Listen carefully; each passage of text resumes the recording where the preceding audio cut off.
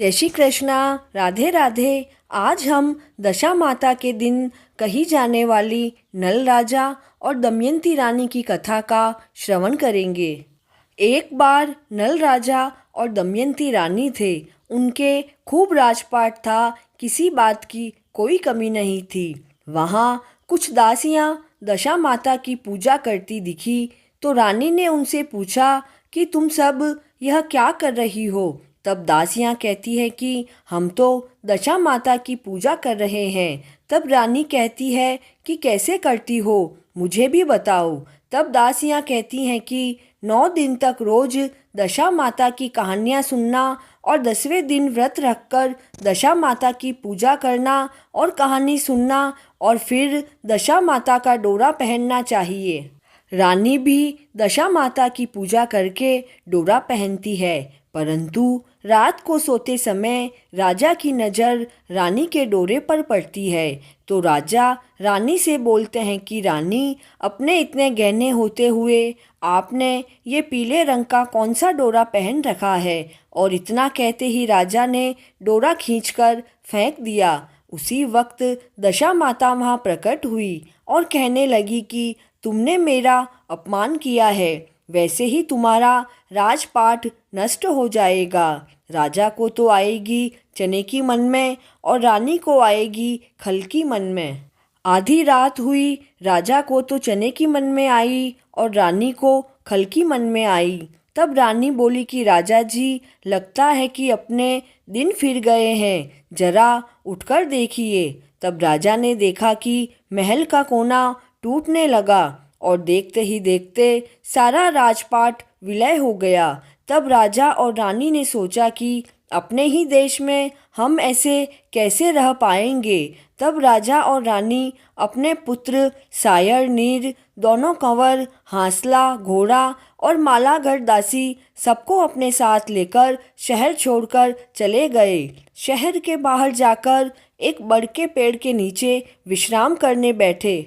तभी एकाएक बड़ फटकर हांसला, घोड़ा और मालागढ़ दासी उसमें विलय हो जाते हैं। थोड़ा आगे जाते हैं तो एक बंजारों की बालद आ रही होती है, तो सायर, नीर, कंवर उनमें खो जाते हैं।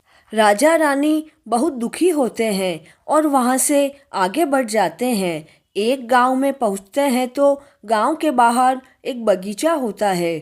दोनों रात्रि विश्राम के लिए वहाँ रुक जाते हैं, परंतु आधी रात होते होते बाग तो पूरा सूख जाता है। तब रानी राजा को जगाती है और बोलती है कि राजा, ये हरा भरा बाग तो पूरा सूख गया है, अभी माली आएगा तो लड़ेगा। वह दोनों वहाँ से उठकर गांव में पहुँचते हैं। वहाँ उनका एक मित्र रहता था। दोनों उस मित्र के यहाँ जाते हैं। मित्र उनकी बहुत सेवा करता है और रात्रि विश्राम के लिए अपना कमरा उनके लिए खोल देता है। परंतु आधी रात होने पर उनके कमरे में जो मोतियों का हार लटक रहा होता है, रानी क्या देखती है कि खूंटी के पास जो मोरनी बनी हुई है उस हार को निगल रही है। रानी जल्दी से राजा को उठाकर यह सब बताती है। तब राजा कहते हैं कि रानी, यहाँ से भी चलो, नहीं तो मित्र क्या सोचेगा। तब वे दोनों वहाँ से भी रवाना हो गए। गांव के बाहर एक कुमार का घर दिखाई दिया तो उससे पूछा कि क्या हमें रात्रि विश्राम करने दोगे। तो कुमारीन बोली, हाँ भाई, रुक जाओ। दोनों वहाँ विश्राम करने लगे, परंतु उनकी तो दशा ही खराब थी, इसलिए जहाँ जाते वहाँ पर कुछ न कुछ विपदा जरूर हो जाती। वहीं आधी रात हुई कि कुम्हारिन के तो जो अवाड़ा पक रहा था वह पूरा का पूरा फूट गया। तब राजा रानी दोनों की नींद जागी और कहने लगे, अब यहाँ से भी चलना चाहिए। आगे गए तो उनकी बहन का ससुराल आया। वहीं उस गांव की पनघट पर बैठ गए। तब आती जाती सखियों ने यह खबर उनकी बहन को दी तो उनकी बहन ने पूछा कि कैसी दशा में आए हैं। तब सखियों ने बताया कि फटे पुराने कपड़े और भिखारियों सी हालत है। बहन उनके लिए 4 रोटी और 4 ही प्याज लेकर वहाँ पहुँची। जब थाल उनको दिया तो रानी देखते से ही बहुत नाराज हुई और रोटी और प्याज को वहीं पनघट की पाल पर एक पत्थर के नीचे दबाकर आगे रवाना हुई और एक नगर में पहुँचे। वे दोनों वहाँ पर नौकरी करने लगे। तो साहूकार के यहाँ रानी तो गहने धोने का काम करती और राजा लकड़ी काट कर लाता।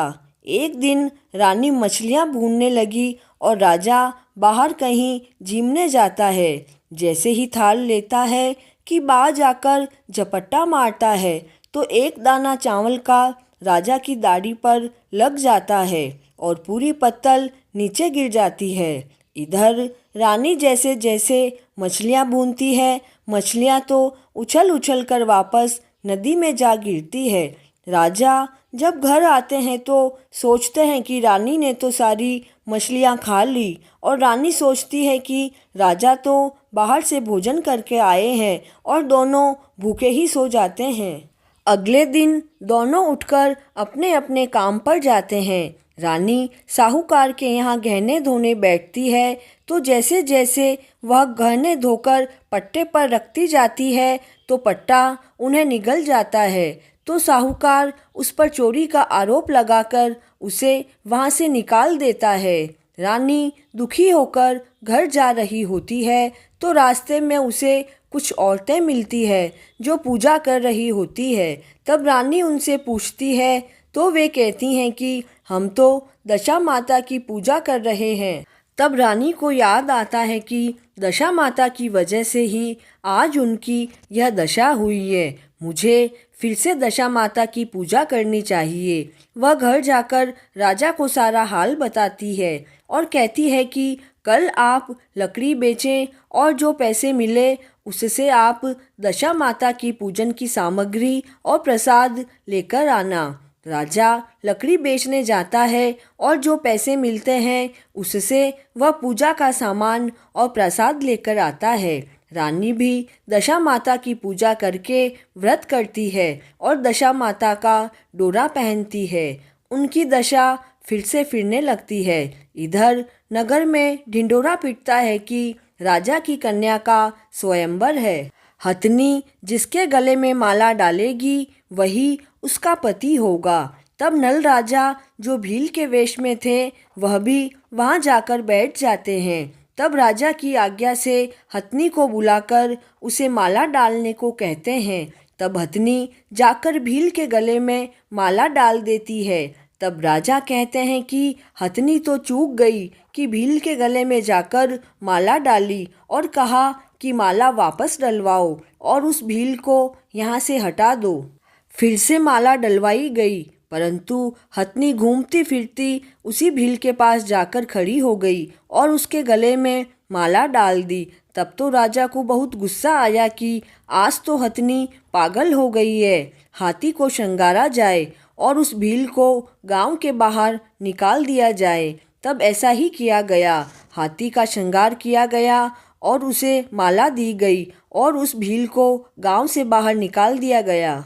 परंतु हाथी भी घूमता फिरता गांव के बाहर भील बैठा था उसी के गले में जाकर माला डाल दी। तब राजा ने कहा कि अब क्या किया जाए, लगता है राजकुमारी की किस्मत ही ऐसी है। तब भील के साथ राजकुमारी की शादी करवा दी। परंतु जब विदा करने लगे तो राजकुमारी की आंखें बहुत दुखने लगी। तब सभी ने कहा कि इनके कौन देवताओं के क्या चढ़ता है, पूछो और पता लगाओ।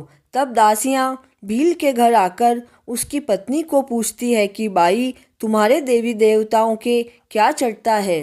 तब रानी कहती है कि हमारे देवी देवताओं के तो हिंगलू मछलू के तो कपड़े, बिना बिंदे मोती, मानक आदि चढ़ते हैं। तब दासियां कहती है कि राजकुमारी की शादी क्या करवाई भील के साथ, भीलनी का दिमाग तो चढ़ गया है कि हिंगलू मछलू के तो कपड़े और हीरे मोती मांग रही है। तब वह बोली कि तुम्हें पता भी है यह तो नल राजा और दमयंती रानी के देवी देवताओं का चढ़ावा है। तब रानी कहती है कि भील कहो तो भी हम और नल राजा दमयंती रानी कहो तो भी हम। तब सभी कहते हैं कि बाई की तो किस्मत खुल गई, यह तो नल राजा हैं। तब राजकुमारी के पिता बहुत खुश होते हैं। दमयंती रानी को वहाँ बुलाकर राजा को सजाकर राजकुमारी को विदा करते हैं और साथ में खूब अन्न धन सभी कुछ देते हैं। जब वो जाने लगते हैं तो रानी कहती है कि राजा थोड़ी देर तक रुको, साहूकार के यहाँ जाकर आती हूँ। रानी साहूकार को कहती है कि आप मुझे आपके सोने के गहने धोने को दें। तब साहूकार कहता है कि पहले मन नहीं भरा जो और चोरी करने आई हो। तब वह कहती है कि मैंने तो कोई चोरी नहीं की, आप चाहे जो कहें, परंतु मुझे कुछ तो धोने के लिए देना ही पड़ेगा। तब साहूकार उसे गहने देता है और रानी वही पट्टा लेती है जिस पर रखकर गहने धोती थी। जैसे ही रानी गहने धोकर रखती है, पट्टा फिर से गहने उगलने लगता है। तब रानी साहूकार और उसकी पत्नी को बुलाकर बताती है। तब साहूकार रानी से क्षमा मांगता है। तब राजा रानी आगे बढ़ते हैं और अपनी बहन के नगर पहुंचते हैं और पनघट पर जाकर विश्राम करते हैं। तब आती जाती सखियां फिर उनकी बहन को समाचार देती है तो वह पूछती है कि कैसी दशा में आए हैं। तब सखियां कहती है कि पूछो मत, इतना ठाट बाट लाव लश्कर और दो दो रानियां साथ में है। तब बहन अच्छे अच्छे भोजन और पकवान बनाकर लाती है और बहुत आव भगत करती है। तब रानी भोजन के थाल में अपने गहने उतार कर रख देती है और कहती है कि बाई सा, अब तो इन गहनों को भोजन करवाओ, हमें करवाते तो पहले करवाते। तब वह पनघट पर पत्थर उखाड़ कर दिखाती है तो रोटी तो सोने का चक्र हो जाती है और प्याज रूपा के हो जाते हैं। ननद भाभी आपस में एक दूसरे के पांव पड़ती है और वहाँ अपनी ननद को बहुत सारा धन देकर राजा और रानी आगे रवाना होते हैं। आगे कुमार का घर आता है।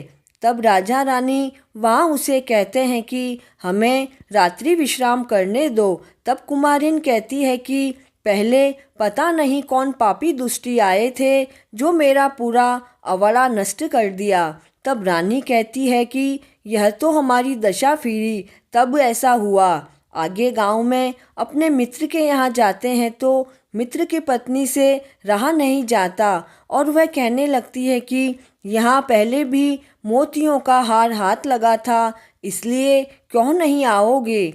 इस पर रानी कहती है कि नहीं, हम तो उसी कमरे में विश्राम करेंगे। तब मित्र कहता है कि दोस्त, तुम औरतों की बात पर मत जाना, और वह उसी कमरे में उन्हें विश्राम करने देता है। तब आधी रात के समय मोरनी तो हार उगलने लगती है। तब रानी राजा को उठाती है और राजा अपने मित्र को बुलाकर लाता है। तब राजा उस मित्र को सारी बात बताता है। तब वे दोनों एक दूसरे के गले मिलते हैं। वहाँ से आगे चलते हैं तो वह बाग आता है। तब राजा माली से पूछता है कि हमें यहाँ रात्रि विश्राम करना चाहते हैं। तब माली कहता है कि 12-12 महीने हो गए, पता नहीं कौन पापी आया जो मेरा बाग सूख गया। तुम्हारे भी रुकना है तो रुक जाओ। तब वह वहाँ विश्राम करते हैं। फिर वही आधी रात होती है कि बाग तो एकदम हरा भरा हो जाता है। राजा माली को बुलाकर लाता है। तब माली उनसे क्षमा मांगता है। थोड़ा आगे जाते हैं तो वहाँ कुछ बच्चे खेल रहे होते हैं। तो रानी मन में आशा करती है कि हमारे भी दिन फिरे थे, तब कंवर यहीं खो गए थे, आज वे भी बड़े हो गए होंगे। तब राजा कहते हैं कि रानी, आज नगर जिमाते हैं और किसी के घर पर भी खाना नहीं बनेगा और न ही कोई चूल्हा जलाएगा। तब राजा रसोई बनवाते हैं और पूरे गांव को न्योता देते हैं। सब लोग जीमने आते हैं। सभी कोई कैसे जीमता है तो कोई कैसे जीमता है। तब राजा रानी देखते हैं कि 2 लड़के आराम से बैठकर धीरे धीरे झीम रहे हैं। तब रानी कहती है कि हो न हो, यह तो कंवर है।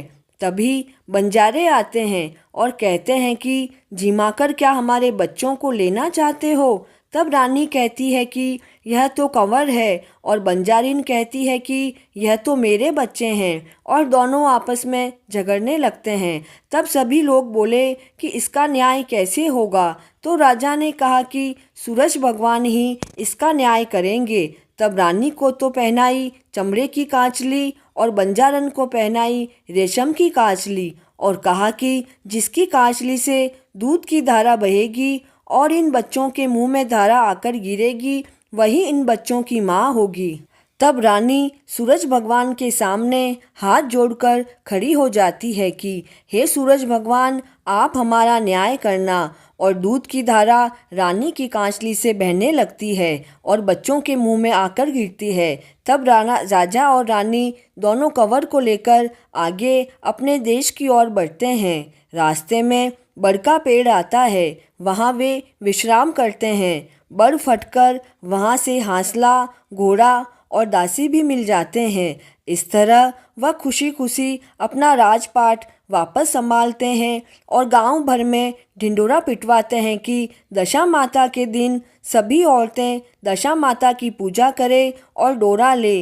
हे दशा माता, राजा और रानी की दशा बिगाड़ी वैसी किसी की मत बिगाड़ना और अच्छी करी वैसी सबकी करना।